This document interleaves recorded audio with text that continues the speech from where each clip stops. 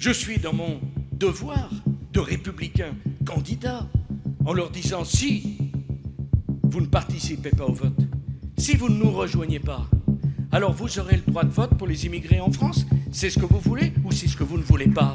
Monsieur Hollande a dit hier soir à la télévision: je régulariserai tout le monde. Oui, tout le monde. Parce que la régularisation au cas par cas, c'est tout le monde. J'ai considéré que le débat sur le droit de vote au sol municipal pour des étrangers présents depuis 10 ans sur le territoire national était une question qui devait être ouverte en ce qui me concerne, j'y suis pour moi.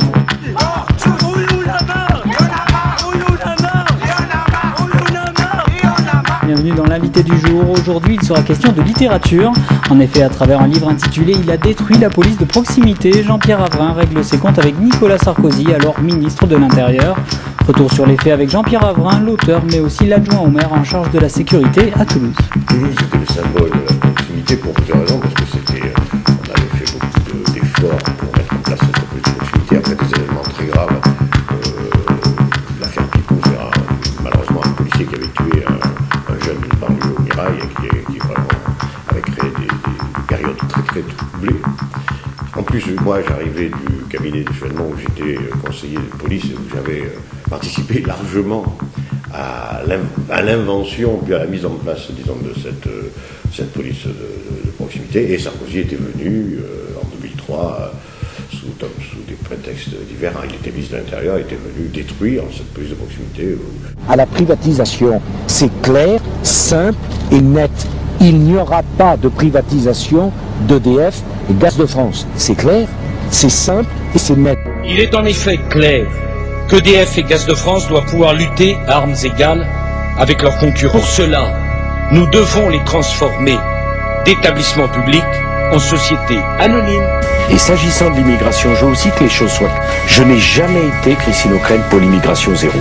Il faut déclarer comme objectif le quota zéro d'immigration. Et cela